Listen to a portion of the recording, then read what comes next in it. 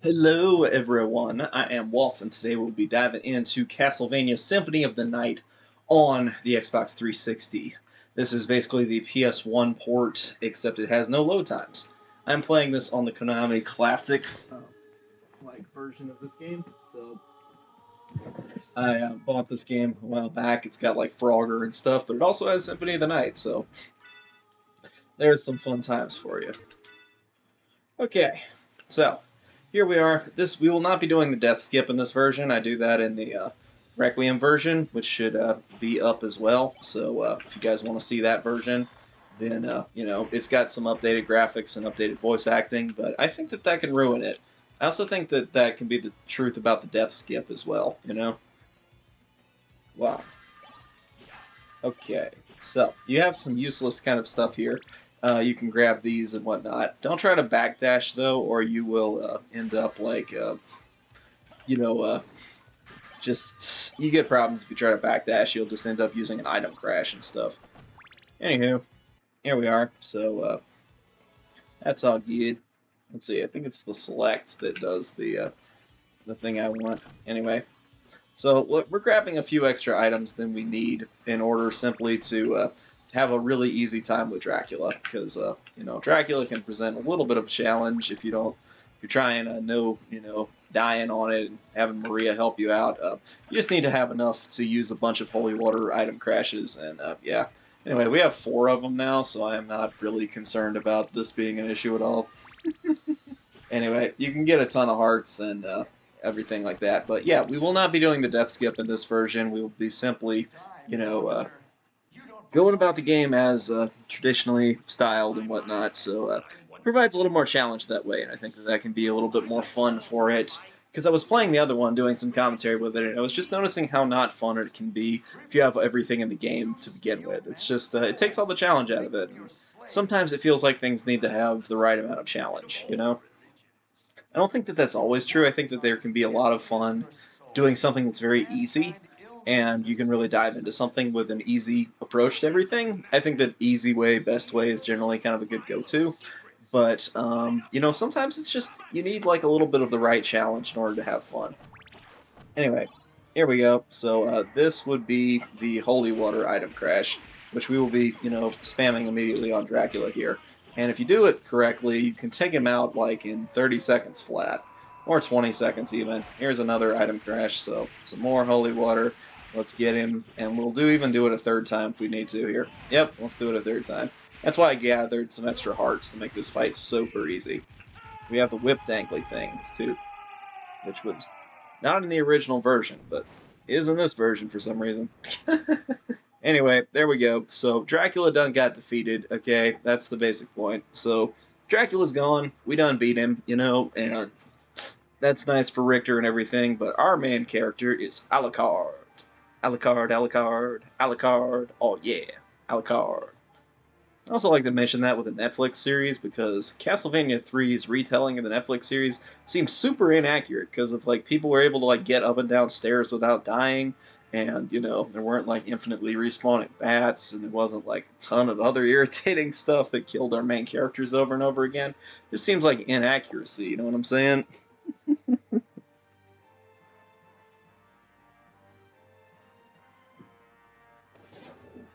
Oh well.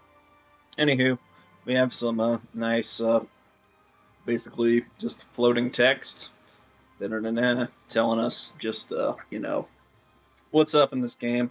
I think though that that's not really important. We don't need that. Skip. No, I can't skip. Well, what the hell? Anyway, forces of good and evil to engage in their ancient battle. Yep. Okay. So who's gonna win? I'll tell you who's gonna win. Us. This is gonna be easy. We're also gonna have the fun of Alucard's fists in this one. I don't know. I feel like with the death skip, the game's not as fun. I don't know why that is. Maybe that's just because I really love the original version here. I love the non-updated voice acting. I also love our nice graphics of Alucard and Dracula on the side. Those are pretty cool to look at it. Um, but yeah, I kind of like the not doing the death skip and being weak to begin with, because it gives you really that sense of growing more powerful, having an actual challenge to overcome. And I think that a fair challenge is kind of what everybody likes. I don't know. It seems like some things, though, it's really fun when they're easy, and other things, it's really not fun when they're easy because they're like too easy. There's no challenge, no, engaging that way. Anyway, we can backdash and all that stuff. Some dark metamorphosis here. Died with the sword. So yeah. Anyway, I really like doing shield dashes and stuff like that. I'm not a speedrunner, but I still like doing it. It's fun.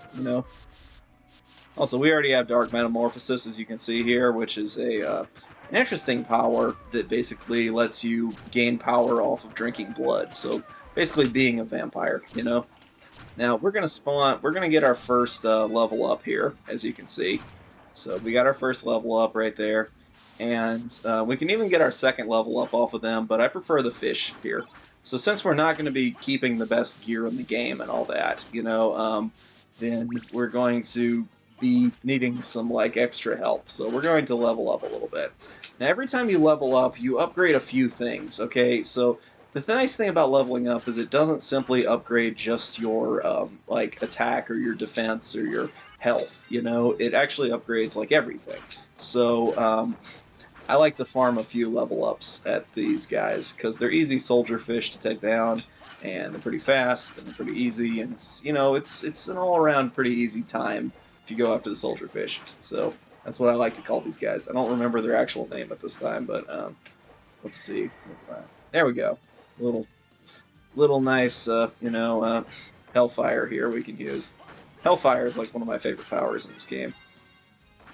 So we've leveled up a few times. You'll see that over here if we look at our select screen, right? So you can see what our defense is at. We can see what our heart numbers at, our MP, all that kind of stuff. So clearly we are we're getting level ups. So you can really see that if you look at this screen here when it comes to equipping things.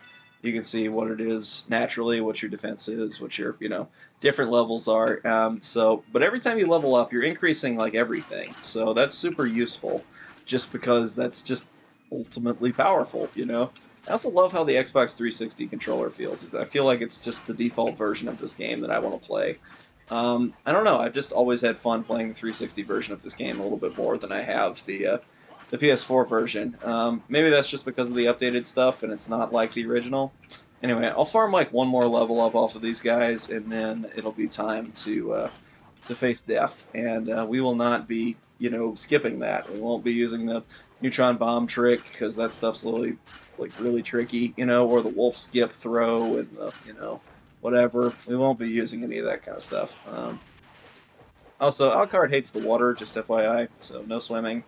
Later, when we get the Holy Snorkel, as I like to call it, it's actually called the Holy Symbol, but it's a snorkel, so, the Holy Snorkel here will help us out with some of these things. Also, that dash thing where, he, disappears back and forth, I think you hold down to do that when there's an enemy, and it moves Alucard, temporarily transport over there. Anyway, we farmed a few level ups, so you can see what that looks like over here when it comes to, some of our things. You'll see our luck is now up an extra thing and all that kind of stuff. So you can see what we do to level up and how that's helpful. Leveling up is just going to be super useful in this game. I won't take forever to do it like I could. I could farm quite a bit more in terms of level ups at this point, but no need to. We're going to be, handling this stuff soon enough. So here's Death, our good buddy, the Grim Reaper and everything, So he's just hanging out here, and he's going to take all of our stuff. And that's not so nice, but whatever. We actually get it back at the end of the game, it's all over the inverse castle. So the Alucard shield particularly would be the most useful thing. The Alucard sword is also so powerful. So the funny thing is we get some fake items midway through the game that are Alucard based items, but they're fake. So that's pretty funny. The fake items. Anyway, so all of our stuff got stolen, which kind of sucks, and it reduces us to just using our fists. But Alucard, he is like a ninja warrior because he can punch through anything he runs into here, which is pretty fun. Also, fall down here quickly, and we can get some more hearts. Because in this game, everything you can do to help your odds at the beginning are really useful. Because this game starts off kind of hard, but then it gets really, really easy, really, really fast. Unlike a lot of games. And then it gets super hard when you get to the inverse castle. At least I think the inverse castle sucks. But maybe that's just me, I just think that it's just not fun. Okay, come on, skeleton, take me. Yeah. So you get the short sword here. We're gonna equip that immediately to probably the B button because I like using it that way. And you'll see the short sword. It's nothing special, but it's nothing terrible either. And yeah, that's where we're gonna call our first part here. So thank you guys for watching here and whatnot. So I'll see you guys next time with the next part. So stay tuned. I'll see you then. Yeah.